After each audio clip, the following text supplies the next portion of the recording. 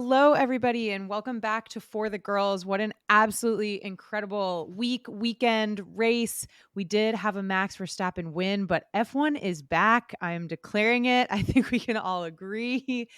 Racing in 2024 has been incredible these past several races. So I was in Montreal in person. We'll be diving into that full experience with being behind the scenes with Red Bull as part of their soapbox racing shoot, interviewing Alex Albon, spending Thursday in the Mercedes paddock and garage, and of course, the entire track weekend experience. So, a ton to share. We have our full Alex Albon interview coming on Thursday. We cannot wait for you all to hear it. It was incredible, and I'm still pinching myself, but we'll dive right in. I'm Tiggy. I'm Chessa. And I'm Sarah. Jumping into overall thoughts and takeaways, completely agree. F1 is back. It was a thriller right to the finish. The three of us were texting the entire race, having multiple lead changes. The Max, George, Lando, and Oscar thrown in. Battle for the podium was amazing. Ton of tire strategy with the rain. I absolutely love this race. I think there were so many interesting factors up and down the board, from the Ferrari double DNF to Checo DNF, the Williams double DNF, a lot of varying fortunes on the grid. But I think it's become clear at this point that the last couple races aren't a fluke, and we truly are entering kind of a revamped, more competitive era of F1. When Lando pulled 6 seconds ahead of Max in a couple laps, it was giving 2023 Max. It was crazy. It was very, very car. exciting. I know, but so it was bound to happen because he got lucky with the safety car in Miami. So it comes back around to be unlucky, I feel like, always with safety cars. But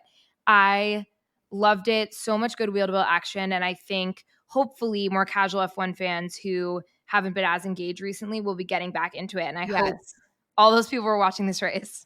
Okay, so that's what I was saying, and that's what I texted to Tiggy and Sarah. I said, if anyone is ever looking to get into F1 and needs a race that will literally teach them everything they need to know all in one race, like, this was it. It wasn't just amazing wheel-to-wheel action, but the rain, the strategy that came with that, had a pit stop, because what you were able to see was like all of the racing lines. Like, the footage was incredible. You can see the track drying out, having the drivers figure out, when do we switch to inters? Do we need a new pair of inters? Do we go inter slick inter? Do we go to full wets? Like, it was just unbelievable.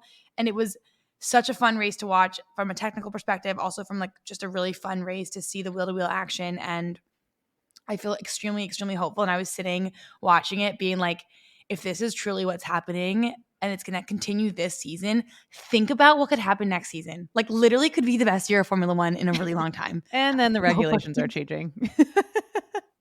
I 100% agree. And I think even from the beginning, it was just full action the entire time. Like, remember watching Kevin Magnussen charge up 10 spots on the grid on his wets, and then in 7 laps, that not being the right move after all. But it was really fun to watch for those. It felt like there were 4 races in this race, because by the end of the race, that felt like it had happened 2 weeks ago. Literally.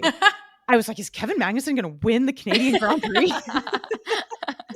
But alas, it was, I think I have to declare this my favorite race of the year. Being in there in person, the weather was absolutely crazy, and just on either side of the extreme, it would torrentially downpour for 5 minutes and then be sunny, and people were taking their ponchos on and off. So it was crazy in person, but also obviously on the TV. And then I think just a couple of other things to note: between the track being resurfaced and teams having kind of limited data and not really knowing what was going to, which car setup was going to be great for this weekend, the Mercedes upgrades, the Red Bull uncertainty. Max did pull it out, but it was a little iffy there at the beginning of the weekend. And then all the driver announcements, it just kind of felt like a perfect storm of a weekend. And it all, no pun intended. Yeah. Tiggy, they needed your meteorological skills on the Ferrari pit wall when it was very obviously going to rain again. Sending Charles out on hards, I was feeling so bad for him. I texted you guys and I was like, do they not even have the weather app on their phones? Because even my Google weather app is telling me what the Every other team was very clearly communicating rain in 15 laps, rain in 10 laps, another cell coming through. And I feel so bad, because if you're having severe enough engine problems that the car might need to be retired, making him drive around in 20th and get lapped by Max and all of the front runners when you're then going to retire the car just feels... Being the only driver on slicks, just awful. So for MVPs and LVPs, for me, I know Mercedes had a little bit of an up and down race, but I have to give it to them as an Yeah. MVP for reinserting themselves into the conversation. The car was looking really good all weekend in practice, in quali. Just being there for quali was electric, watching the Mercedes go by, and there was a lot of energy in the stands for them. So really awesome to see them back up, and George on podium, first Mercedes podium of the year. Yes, it would have been better if he had won, but that's okay. And then I have to give a second MVP to Albon's overtake. Someone I think commented on our Instagram that it was a parting of the Red Seas by Moses. And that's exactly what it was. I've never seen a move like that in F1. It was incredible. For me, I'm going to go with Lando. It was unfortunate again that he got bad luck with his safety car. I really think he would have had a pretty decisive victory if it wasn't for that. His pace Yeah. definitely seemed to fall off a bit in the back half of the race, but this has shown what we've been talking about recently. We saw this in Miami too, where for someone who has only recently been in a super competitive car that's fighting for wins, he drives like he's been in that position for years. He's Yeah. so mature, well executed under pressure. And I think it was an interesting contrast to George because George was in that position and wasn't able to execute and had a lot more mistakes than Lando up against both George v. Lando, George v. Max. I think George kind of realized at the end, ultimately, it was some of those mistakes that cost him. And Lando being able to have the maturity in the racecraft, to be able to go wheel to wheel with Max, it was extremely impressive. My provisional MVP goes out to Haas. That was electric at the beginning of the race. But provisional because, of course, it did not last past like the first quarter of the race. And then I think my second MVP my actual MVP will go to McLaren and Lando too, Sarah. I think it was so cool. And obviously it shows because he got driver of the day. So way to go, Lando. For my LVP, I think I know what y'all are going to say. So I'm going to choose something different and just go with Checo yet again, breaking my heart and disappointing me. But you know what? Like, and we said this too. There was a lot of mistakes that happened today. It was just a tricky race. So if you take out his terrible performance in quali and then the fact that he spun out today, like everyone was really spinning out today. So I just feel for him, and he gets my LVP for his quali performance, not necessarily his race performance today. It's just such a bummer coming off of a contract extension not to perform well and not to have those good vibes continue and translate into performance, because it just gives the naysayers, I think, more fodder to be like, why did Red Bull make this decision? And Literally. I think the timing of that announcement was interesting. But now that we've seen a lot of the dominoes continue to fall, it makes a little bit more sense. Imagine if they made the announcement after this weekend, though. It would have been like, womp, womp. Maybe they knew he wasn't going to do well, so they were like, let's just get out ahead of it. That's cool. For me, I'm going to go with Ferrari.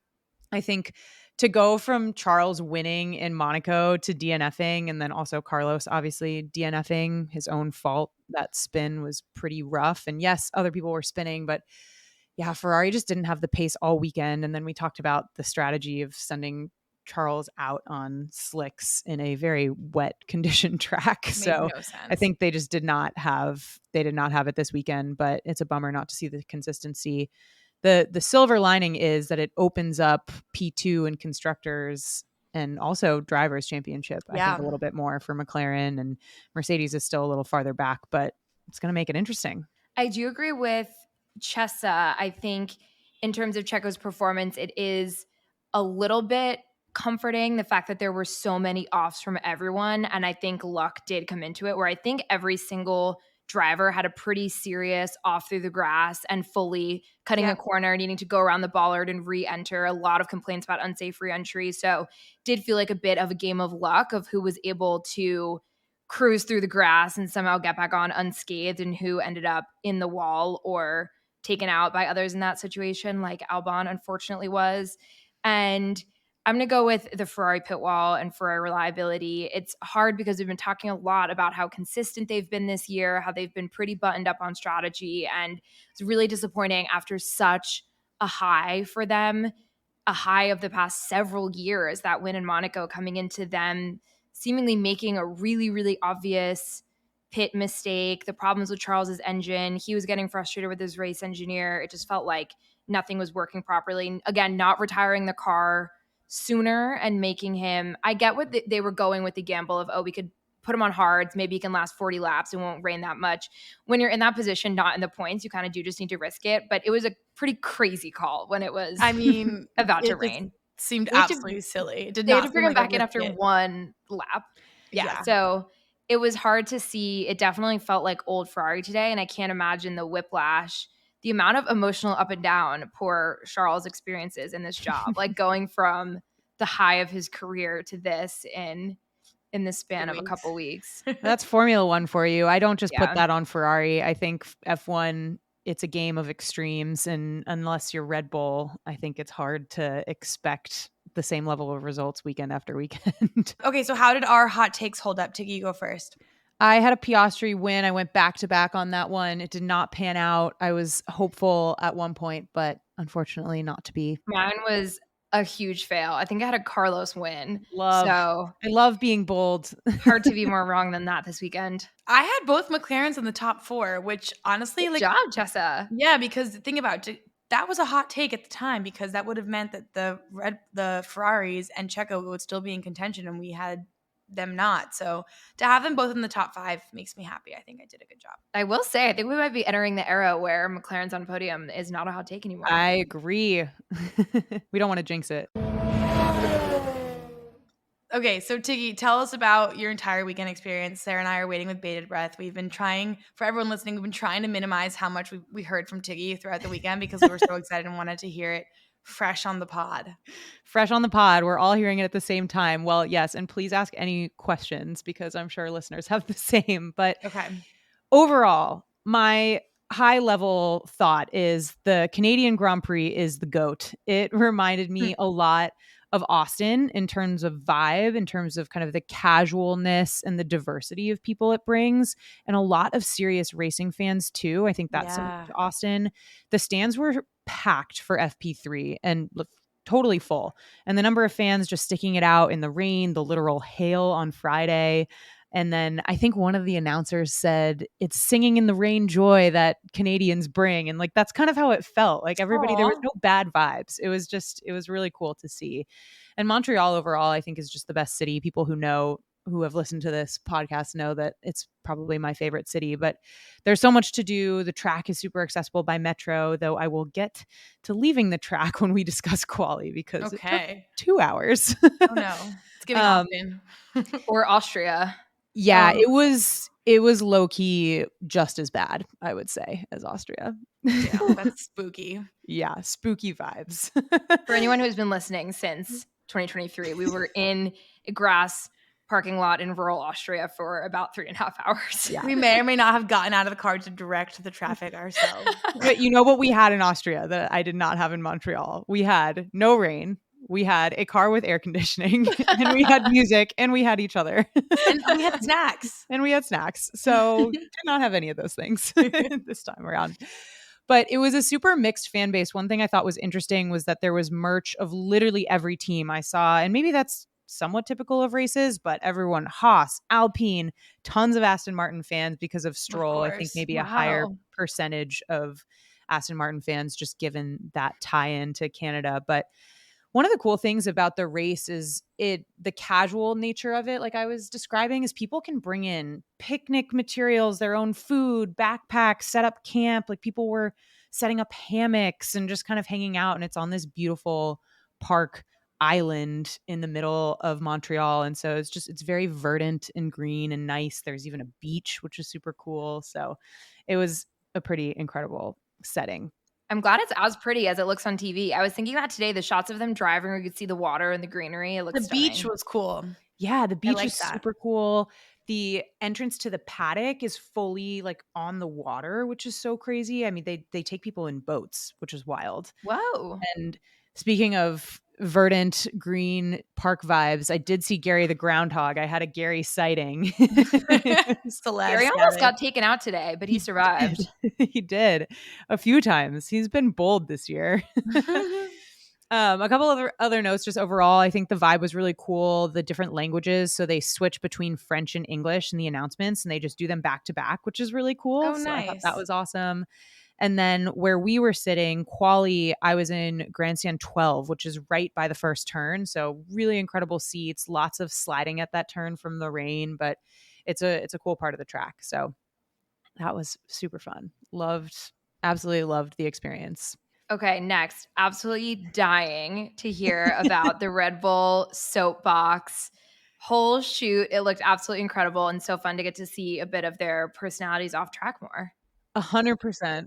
So they do this thing called the Unserious Racing Race Series shoot, where they have drivers race in things that are not cars. So it was a soapbox, like it looked like a keg, honestly, but they've done it in all sorts of different things. Just on YouTube, go to Red Bull soapbox races, and it's They insane. had But Yuki and Danny in these little mini boats in yeah, Miami last year. They do really funny stuff. yeah. And then remember the big tractor trailer, not trailer, Yes, Yes. yes. the tractor things? That was crazy. But it was just so fun to be behind the scenes for a shoot. I feel like that's not something we think about when we just see the reels and the socials Yeah. on Instagram or TikTok or whatever. There is so much work and orchestration that goes into even the most casual looking reel, the full production crew. Wow. They're on schedule, like people running around with headsets in, so many cameras. And when you see it on, I mean, it looks amazing, obviously on Instagram too, but it's crazy to think about all the stuff that goes behind it. Also a huge reminder of the work level for the drivers, where we've talked about how they have all the sponsor appearances and then even these clips on now that all the teams are so active on social media, and it looks like it's a quick, easy thing, and it's In a and huge out, time yeah. commitment. And this was on Wednesday. They start super early in the week. So early. And there were so many different video things and social clips that they were doing. Obviously, we saw the soapbox thing on YouTube, but they were doing like 10 other different social reels and concepts during that shoot, which is kind of cool. But it was fun to watch them be very competitive over something super silly and then also just kind of see their personalities behind the scenes. Tiggy, share what you said about Max's personality, please. Sarah's never going to let me forget this.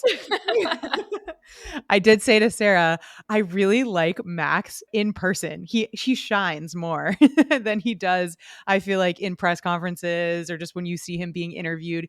He's got a really funny, dry personality and he kind of just rolls with it. And I think the thing I said to Sarah was that he's the most outspoken person without saying much. What he does say Interesting. carries a lot of weight and it's usually a zinger and pretty funny, but you don't actually hear him speak that much. But I think he's just hilarious. So I enjoyed getting to see his vibe a bit more. What was the vibe like when he interacted with the other drivers? So this was something that was super interesting. The dynamics between them, they really seemed like good friends. They were kind of in it together, all four of them, Danny, Yuki, Checo, and Max. They were kind of just hanging out, talking to each other, laughing.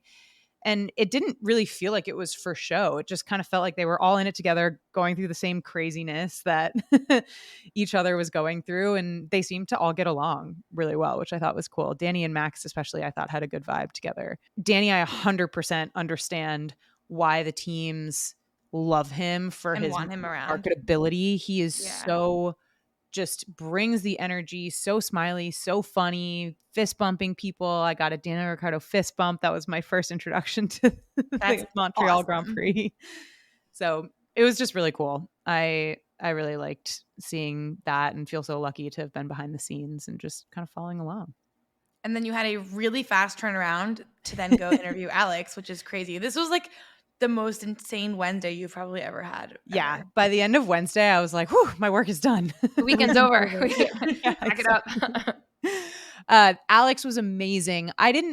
We all see him on Instagram and in interviews, and he does seem really down to earth, but meeting him in person, he just seems so nice, normal, down to earth, personable, all the superlatives you can think of. Just, he made me feel so comfortable and was the sweetest.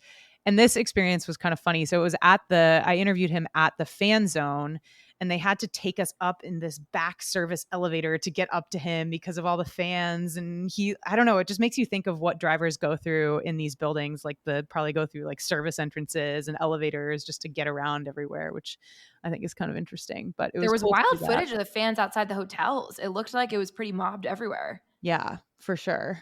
Okay, and then that was it for Wednesday. And then on Thursday, you did some stuff with Mercedes. Yes. So Thursday, I was meeting with some of the Mercedes team members, which was cool. So that was at the track in the paddock. And this was a bit of a saga, which I won't go into too deeply. But long story short, the Quebec police are strict and I did not have the right accreditation on me to get over the bridge onto the right island because my pass was getting handed off to me near the paddock. And most tracks, you can just kind of walk up to the paddock area, even if you don't have a paddock pass. And so it's easy to just kind of hand off. That was not the case here in Montreal. So it was a little bit of a dramatic situation trying to get there. So one of the Mercedes team members had to hijack a golf cart, which was like a 10 to 15-minute ride from this amazing 15 or 16-year-old boy named Benjamin. And he Shout out drove us Benjamin. on the track, literally on the track on Thursday, which was so cool, to hospitality. But that was great. I went back into the garage and just learned so much more. We did this in Miami, but it's just cool. Every time you go into a garage, you learn, you pick up new things. And so a few fun facts I do want to share. So 2 sides of the garage. Lewis is the red team. George is the blue team, which I think is interesting color choices. I would switch those two probably, but Yeah, me too. that's okay. I got to see both of their helmets and gloves, which was cool. They each had 3 different helmets with different shields and tear-offs that had varied specifications for visibility, which depending on the Oh. conditions, I guess they would choose Interesting. one over the other, which was kind of cool. And they had little cartoons drawn on them, like clouds and this like smiling man, which is Oh, funny. that's so cute. I talked to some of the engineers, including one who was working on the gearbox, and he told me there are 3,769 parts of a gearbox and 16,500 pieces in a power unit. So it's crazy. Wow. And then got to also see the sensors, which were on the body of the car. And they were telling me that they start with 700 to 800 at the beginning of the season. They now have about 250 for weight reasons, but all of that data is coming to the engineers at any given time. And then last fun fact, Mercedes aims for a 2.2 second pit stop as the perfect number. So that's always what they target in practice, That's which I think speedy. is an interesting factoid because usually when we see 2 to 2.5, we're like, oh, that's a great pit stop. But 2.2 apparently is the magic number. There you go. Yeah. Tell us any other fun activities while you were there. So on the way back from the Mercedes paddock on Thursday, I was very lost. I essentially did a whole track walk. I think I had 25,000 steps that Jesus. day. But the great thing was I was walking by and I saw the McLaren Lego booth with the giant, massive, full-size McLaren Lego.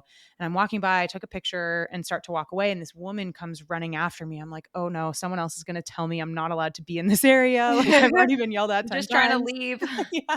And she's like, oh my gosh, I love your podcast. Like, can you come to the booth and come check it out? And would love to chat with you. And so that was fun. I got to make a McLaren Lego car, and so many of you told us that you went to the booth during the race. Such a cool activation. They'll be at Silverstone, Austin, and Mexico City as well. So if you're going to any of those races, definitely check it out. And then maybe just 2 more things. So people probably saw the Mono Cornudo shirt that I was wearing on Saturday. Okay, but Tiggy, tell us about this restaurant because this is like Tiggy's wants to be buried at this place. I literally scatter my ashes at Mono Cornudo. When Tiggy and Blake went last year, they would literally have breakfast or lunch and dinner there multiple times. So we lived in Montreal last year for a month, and we stumbled into this restaurant. Well, we should also introduce who Blake is. I don't know if he's had an introduction. Blake is the boyfriend of the podcast, and he put in the work this week, so we're proud. It's Tiggy's boyfriend. Yes. And he really carried the team in me and Tessa's absence. So shout out Blake. He did. We missed you very much, but he did well. I'm proud. But so we stumbled into this restaurant randomly in Montreal last winter and had the best meal of our lives that evening. And we ended up going back in the month we lived there probably 10 times. Went to Montreal in January of this year for a weekend. We went 3 times. Do they know you there now? Now we know each other. And went this weekend 2 times, only 2. So it was kind of normal, but they were doing a Peroni collaboration. They had a big Ferrari Peroni party on Friday night, which was super cool. I did not go to that, but it's cool that they have a big tie-in with Peroni, and the team is just amazing. The restaurant's the best, and the merch is iconic. So shout out to them. And then last thing, went to a Red Bull event on Friday night. So this was at the top of the highest building in Montreal, had amazing Ooh. views, a DJ, simulators. I did finally get on a simulator. I've There you never been go. on one before, but I finally And got on one. How did it go? So fun. I've learned how to switch gears, Are you good upshift, though? downshift.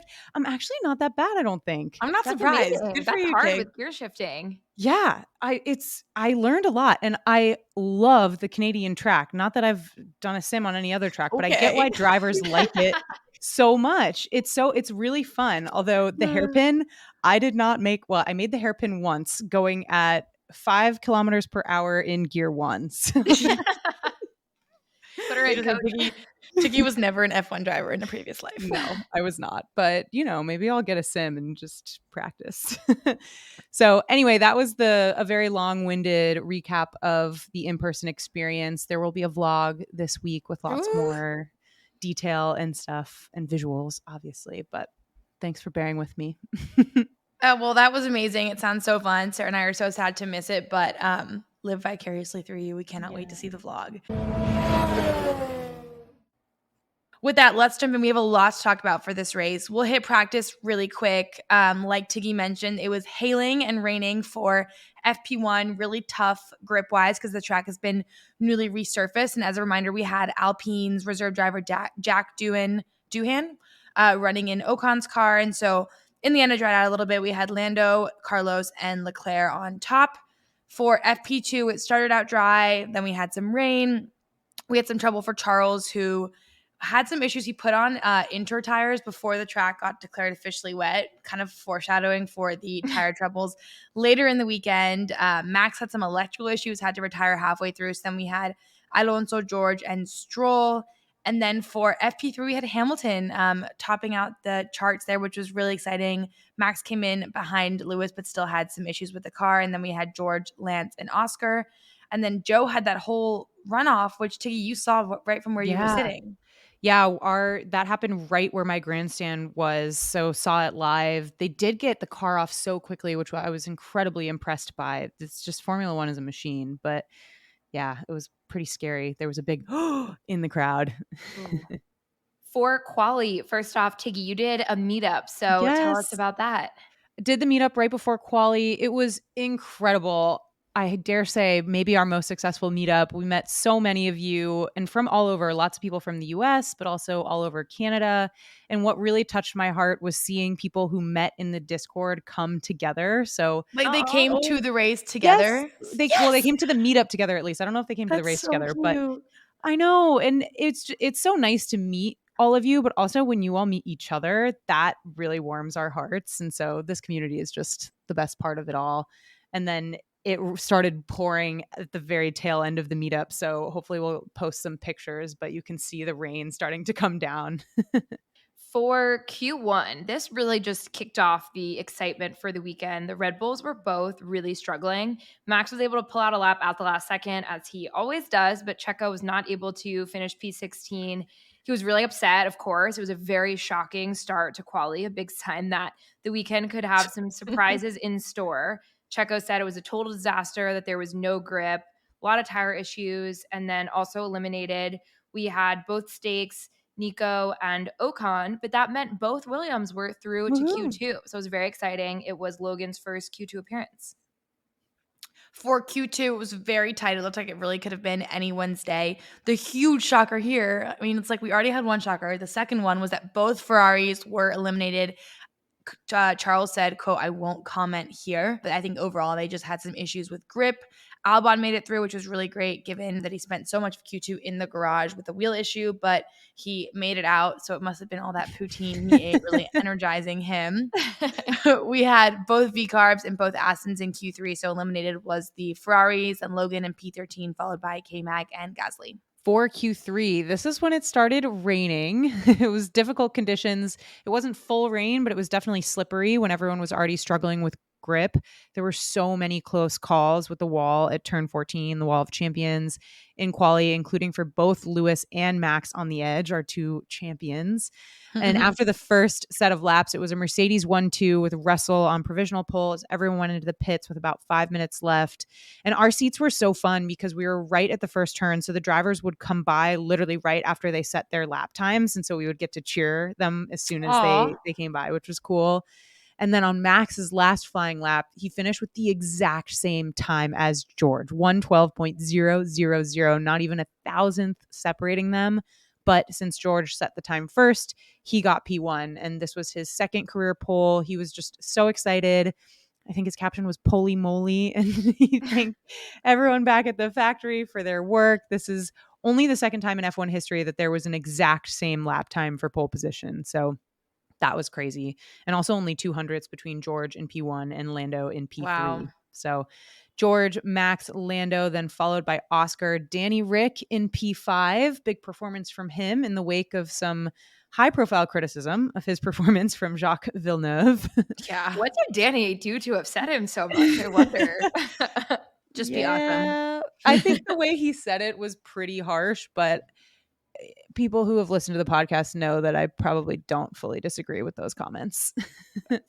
I love Danny, but it's been a tough ride. So after Danny in P5, we had Alonso P6, Lewis P7, Yuki P8, Lance P9, and then Albon in P10. Then jumping into the race. So this, Buckle again, up. felt like it was 5 races in one, which it kind of was with all the safety cars, but started out as a rainy Sunday. At the start, the rain was pretty light, but everyone went out on inters because of how wet the track itself was. I think we've seen this. I wonder if Tiggy, you thought this in quali. We definitely saw this in Austria, where sometimes it only feels like a really light drizzle or a light mist when you're there, but the track is so wet and the spray is so bad that they need to go out on inters. It's always funny to watch in the pre-race show, the drivers trying to get in the cars without their race booties touching the ground or getting wet. And F1 TV had the best line, which I just wanted to repeat because I think it's so true. Yes. They said, ever since Verstappen hit that bollard in Miami, we've entered a world where anything seems possible. Can I reframe that? Ever Yes. since Adrian Newey announced his departure from Red Bull, anything seems possible. That man works hard. The timing is peculiar, I will say. Nothing is an accident in Formula One. And then last thing before getting into the start, everyone started at inters except for the Haas's, who started on full wets. And that's a super bold move because they are much slower than the inters, generally speaking. So for the race start, first of all, people were deciding or trying to figure out if there was going to be a standing race start like we usually see or a rolling race start, which happens sometimes when the track is really wet. But we had a regular race start. George got a great launch off the line, was comfortably ahead of Max for the first few laps. Massive amounts of spray. It's actually crazy how low the visibility can be, and it can be quite dangerous. But luckily, everyone played it pretty safe, slipping around a little bit. I think the announcers called it squirming. So everyone was like kind of squirming around a little bit, but it was a pretty clean first lap. And then this is where things got crazy for the Haas's. K-Mag on full wets gained 7 places in the first lap. Hulk gained 5. Like, it was just so fun watching them pick people off. But then, of course, as the track dried out, the full wets didn't help as much. K-Mag switched to inters, and then he had a pretty slow stop and then kind of wiped out all of his gains. And then next, a big part of the sort of beginning middle part of the race was the great George Max Lando battle for the lead. Both Max and George were really pushing on the edge. Max was about half a second behind George for lap after lap. But then Max, a rare mistake, had an off in some standing water, dropped back while Lando caught up to him. And one thing important to note here is DRS is not enabled in wet conditions, but the track did dry up enough by lap 18 for it to be enabled. So after a few more laps of battling, Lando was able to put a move on Max for P2, which was thrilling to watch. We love seeing Verstappen have to fight a little bit. And only a lap later, Lando had a huge overtake of George, and George was defending so hard at the chicane. He missed the corner, gave Max the opportunity to go through as well, but a very thrilling 3-way battle for the lead. And Lando almost immediately pulled out a 6-second gap ahead of Max, which also rare to see. It was crazy. Then, very sadly for Lando, we had a full safety car after a big hit of the barriers from Logan. The top 5 behind Lando all went into the pits immediately for new enters since there was more incoming rain forecast, which everyone saw except for the Ferrari pit wall. Lando unfortunately got stuck behind the safety car because he had just passed the pit entry when the safety car got called. So everyone behind him was able to pit, but he had to wait a full lap, kind of stuck behind the safety car.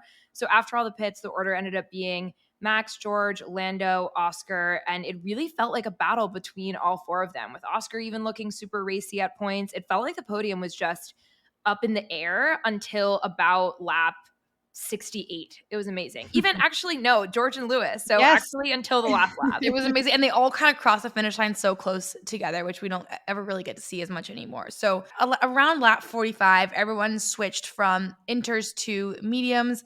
McLaren kept Lando out for 2 extra laps on the inters, trying to do some laps in the clean air and build a gap while everyone else was on new cold slicks. It was a very interesting strategy call here. So when Lando finally pitted and came out of his pit stop, he came out on in front of Max, but because his tires were cold and Max's were a little bit warmer, Max went through again and pulled a few seconds ahead, despite some of the suspension problems that he was having, saying that he couldn't go over the curbs, which in this track are really important to try to maximize the full racing line. So really, it was just an incredibly tight battle between Lando and Russell for P2, and then they were kind of sliding around, really, really pushing each other to the edge. And George, I think, seemed like a little bit stressed out, kind of what you were saying earlier, Sarah, where Lando seemed so relaxed and in charge, whereas George was a little bit stressed. Toto literally went onto George's radio and was like, George, calm down, or something. What did he say? He just said George, focus. focus. George. Yeah. It was It crazy. must be so rattling to just, you're trying to race your race, then Toto comes on the radio. It's like, focus, man. Focus. I mean, I think both the Mercedes drivers felt like they didn't drive good races, which is an unfortunate feeling given it was definitely their best result of the season. Totally. So I'm glad that the car is back in form, but I hope the two come together where the car is good for the track conditions and the drivers feel like they have a good race. So a second safety car came on lap 54 after Sainz lost control. Totally his fault, had a big spin through the grass, and sadly took out Albon. This was really unfortunate because Albon had a great weekend, was in the running for points, was not his fault at all. Just such a bummer. F1 can be so brutal. I know. I appreciated Carlos's caption. He did apologize to Albon in his and he Instagram did post. on his radio during on the radio too. Yeah. So both Mercedes pitted under that safety car. The restart order was Max, Lando, Oscar, George, and Lewis. Lando unfortunately just didn't have the pace to challenge Max after the restart, but there was a big Oscar, George, Lewis battle. So Oscar was not giving up an inch, and George had a big off. Lewis went through at that point. Then Lewis was able to get past George, but George got Lewis back on the last 2 laps, I think, for podium. But the radio of the week was a George special. Ugly race on my behalf. Sorry for that. So very sad. It's so hard because it is their best result. And for them it's a podium. It's their so first demoralized. podium. I know. Yeah. It's so such tough. a bummer. So anyways, I hope everyone was able to hold on for that craziness of a race. It was like the best hour and a half of my entire life. Couldn't take your eyes away. So good. And I obviously texted my dad, being like, this is the best race I've ever seen. He's like, okay, Chessa, don't you remember like 20 years ago when this? And I was like, no, Dad, this is like the best one. So let's go through the teams. Okay, so for Red Bull, like we've been kind of saying, lots of car issues throughout the weekend, electrical problems for Max during practice, struggling with not being able to handle those curbs, like I said earlier. Checo's race was pretty much as bad as Charles's, which we'll get to. So he had contact with Gasly on the first lap and was stuck at the back of the pack. Then lap 50, just dropped it into the wall on a wet patch, completely ruined his rear wing, ended up having to retire, and it's just a bummer for him coming off that extension. So probably feels like the beginning of the end, but let's hope he can pick it back up and get some more momentum later. Beginning of the end for what? For Drivers' Championship? Just for the rest of the season, yeah. Oh. You know me. You know where my brain goes. I'm pretty pessimistic when it comes to I don't think Checo's getting P2 in drivers. I'm just going to say that now.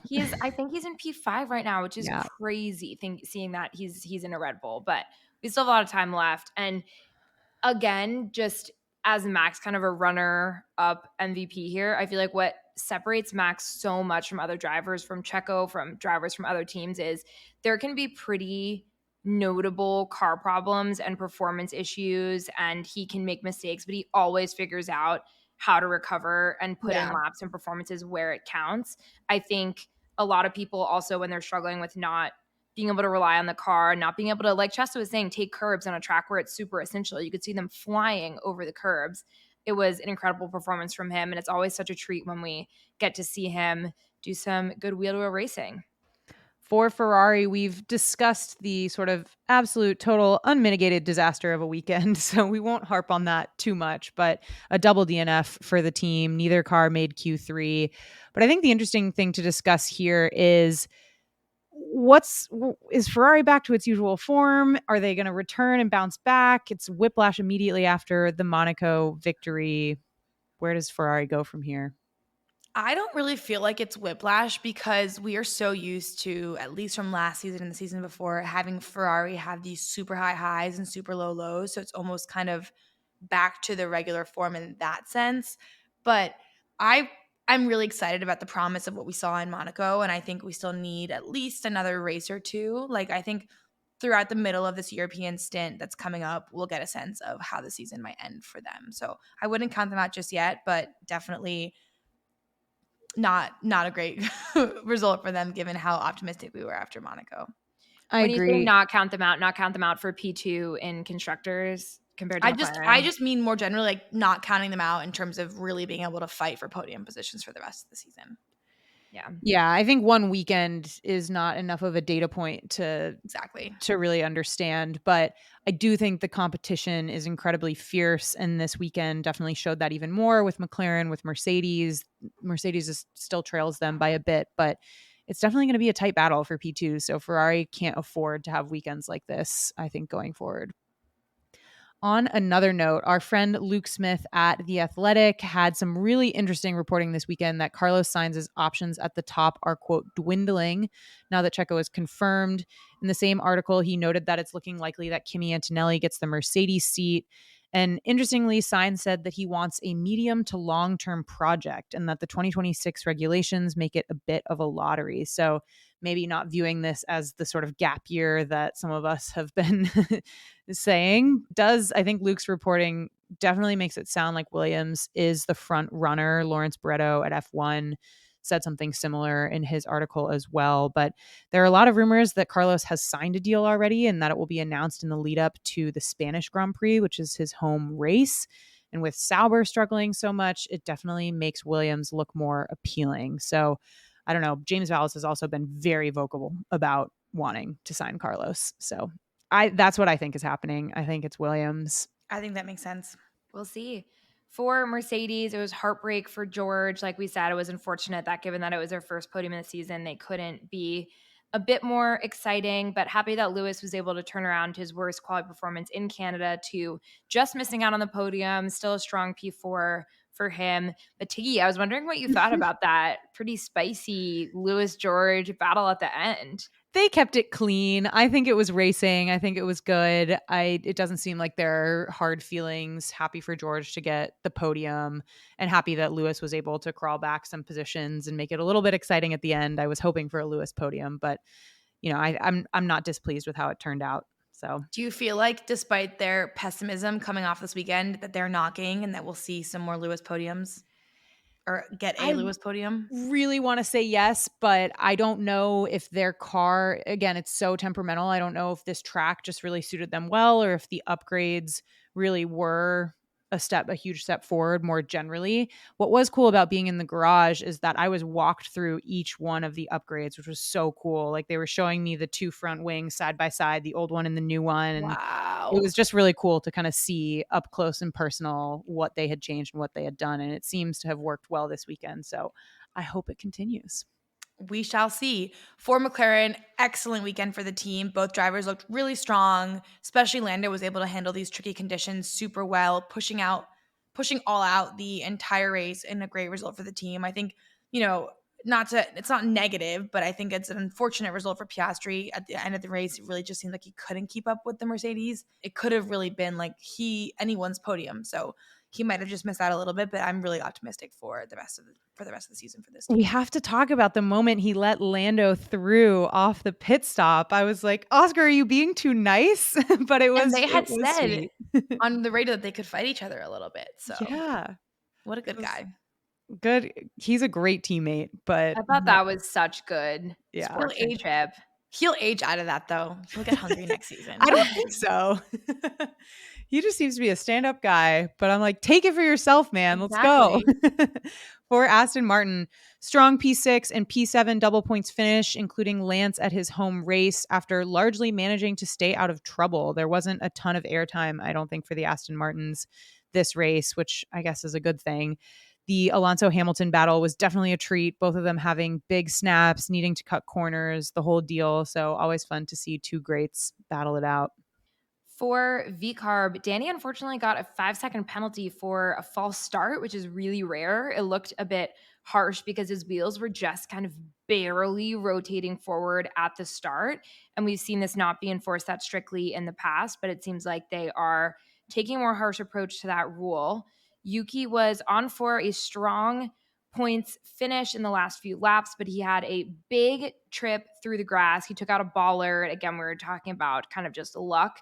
Thankfully, Hulk was able to avoid hitting him, but it was a really close call. So Danny finished P8 ahead of Yuki. He has not been outperforming Yuki recently, so it's a big deal for him and a nice points finish to respond to his critics, aka Jacques Villeneuve. Right back at the haters. For Williams, really sad double DNF for the team, especially after a really strong weekend for Albon and then having a good quality performance. As we said, Logan kind of went off on his own, a little bit of a mistake there, got himself out of the race, and then Albon got taken out by Carlos when it really wasn't his fault. Alpine, fresh off the Ocon news, we had an insane double points finish in P9 and P10, also after a wild Monaco weekend for them. This weekend, Gasly survived some lap one contact with Checo, and the Alpines were able to hang on through the chaos. It was honestly extremely impressive considering they started the race in P15 for Gasly and P20 for Ocon. Wow. But of course, there was some team order drama. Alpine told Ocon to let Gasly through to try to fight Danny for P8, and Ocon originally pushed back, but then finally let him through with not enough time left to attack Danny, unfortunately. For Sauber, both cars started from the pit lane after updating their wings and unfortunately really hung out at the back of the pack for the whole race, couldn't make up much ground. And for Haas, it was glory in the first 10 laps, but it was brief because after pitting for Inters, they dropped out of the points. They were quite close to points at the end behind the Alpines, but it was really sad that points weren't in the cards after such a blazing first few laps. It was actually crazy. There was a moment when I was like, Kevin Magnussen is going to podium in this race. That's what I thought too. I thought he was going to win. He was going for the win. All right, Tiggy's next hot take. You heard it here first. Okay, for the standings, everyone's like bated breath with this one because I think it's so crazy to see now. So we have Max at 194. Charles didn't budge. He's at 138. Lando's pushing up at 131. Sainz at 108 and Checo at 107. And then we have Piastri 81, George 69, and Lewis 55. So we're getting like really tight spreads up and down here. Super exciting. For constructors, we have Red Bull at 301. Ferrari did not budge. They're at 252. McLaren coming up tight at 212. And then we have Mercedes at 124. Aston Martin at 58. VCARB at 28. And then Haas 7, Alpine 5, Williams 2, and Sauber still not on the points. So now it is time for an update in terms of the open seats and unsigned drivers. We've definitely had some dominoes falling. So now that Checo is locked in, the only remaining seat at a top 4 team is the open seat at Mercedes, which is being rumored to go to Kimi Antonelli, but we will see once someone signs on the dotted line. We also know Alonso is locked in, and we can assume Stroll as well. The big news this week was Yuki re-signing with VCARB on a 1-year deal, but the other seat is still open. So the rest of the midfield and back of the pack is very up in the air. We have 2 open seats at Alpine, 2 open seats at Haas. Sauber is Hulk, and then to be determined second seat, and then 1 open seat at Williams, assuming that Logan does not get re-signed. So in terms of drivers without seats confirmed, that's Carlos, Bottas, Danny Ricciardo, Pierre Gasly, Esteban Ocon, Sargent, and K-Mag. And then we have some high-profile potential rookies in Ollie Berman, Kimi Antonelli, and of course, Liam Lawson. So all right, off the bat, like if we're gonna just move our little chess pieces around, I mean Liam, I think Liam's gonna take Danny's seat at V Carb and go with Yuki. I think so too, and I think that would be the right decision. Does Danny exit the chat or does Danny go to Haas? That was going to be my next question. I think he would go to Haas. I think he's back in F1 now. I got his point about taking a year off where he wanted to try to have a chance with a team a bit higher up the grid. But I think at this point, if Haas was his only option, I think he would take it. And I think he would be a really good get for them. Again, with the personality, the marketability, he's a multiple Grand Prix winner. He could bring a lot of experience to the team. They have Hulkenberg leaving, who's kind of their most reliable, steady hand. Danny could kind of fill in that role. And as we've seen today, Haas does have its moments. It can be really a Saturday car, but Haas is behind VCarb in constructors, but only by one place. So it's not as if it would be kind of a crazy difference in terms of rank. Do you think K-Mag will stay? Yeah, I was going to say, who's your dream Haas lineup then? Is it Daniel Ricciardo, Ollie Berman? Is it yes, a rookie, Danny and a rookie? My dream Haas lineup is Bottas and Danny. Okay. Can you imagine? I want Berman on the grid. That's just like Bottas energy check, Danny energy check, Haas huge energy check. That would be awesome, Sarah. I'll never. Chessa would be a massive, massive fan of this. I'm about to empty out my entire closet and buy all Haas merch if that's what's going to happen. We have not talked about Bottas much. And when you think about the open drivers we just listed, Carlos is by far the hottest ticket on the driver market right now. But Bottas is also a multiple Grand Prix winner. He used to, again, never was able to beat Lewis in the Drivers' Championship, but there was a time when it was him, Verbaut was the standard podium. Bottas was a more reliable number 2 driver than Checo is at Red Bull, I would say. For sure. Could out-qualify and outperform Lewis on a fairly regular basis. I still think he's a really top caliber driver, has not been able to show it in the car at all, but I really hope he stays in F1, and I think Haas could be a good option. I think I'd prefer that for him than Alpine probably. Yeah, I mean, if Carlos goes to Williams, then that's off the table. But I think if Carlos doesn't go to Williams, that's where Bottas will probably end up. But then would Carlos go to Mercedes? It's on the table. So looking at the drivers that we just said that who don't have seats next year, besides Logan, do we think any of them won't be in F1 next year? I think Ocon might be in a dicey situation. Same. I think a super competitive driver's market is not when you want to be leaving a team on potentially bad terms. Yeah. And it's not as if his performance this year or the past couple years has been notable enough that people would overlook that. I agree with that statement, but I do think Ocon is such a talented driver and he has outperformed Gasly many times this year. And I do think he's not the most likable driver. And I think that definitely takes a hit for him. Yeah. But yeah, it would be a bummer to see him leave. What about Gasly? Is he going to stay at Alpine? I'm surprised they haven't announced that yet if he's staying. I think he would stay. I think he is staying, but I also think Alpine is in a bit of turmoil at an organizational level that I don't know what the future of the team holds. Although, well, then the Renault CEO did say that they will not be selling despite the rumors. So I think they could go either way. They could be like, we need to maintain some semblance of normalcy here, so let's keep Gasly for whoever comes in after Ocon so that he can kind of like steer the ship. Or they could just be like, full send, what do we have to lose? Let's just get a full new lineup. So only time will tell, and we are inching closer to silly season, although it feels like this might just be an entire season-long silly season. And the whole thing's going to be flipped on its head in 2026. So speaking of, the FIA has released the 2026 regulations car concepts, which features a new, quote, nimble car concept to improve raceability and closer racing. The jury is still out on that, but the cars will be smaller, 30 kilograms lighter, and have redesigned power units with 300% more battery power. They will also be running on 100% sustainable fuel, as we've talked about. The cars will no longer have the traditional DRS system that we are used to. They instead will be having a manual override mode, which deploys extra electrical power to overtake the following car. So we'll do some explainer content on that soon. So be on the lookout for more there.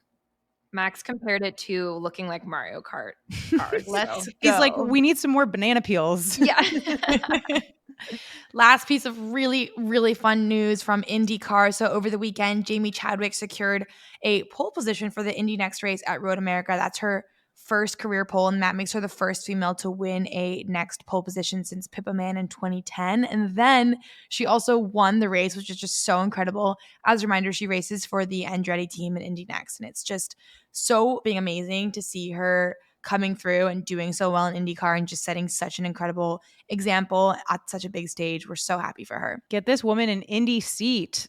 Let's go. We're so excited for the Spanish Grand Prix in a couple weeks. And in the meantime, stay tuned for the full Alex Albon interview getting released on Thursday. We cannot wait for you all to hear it.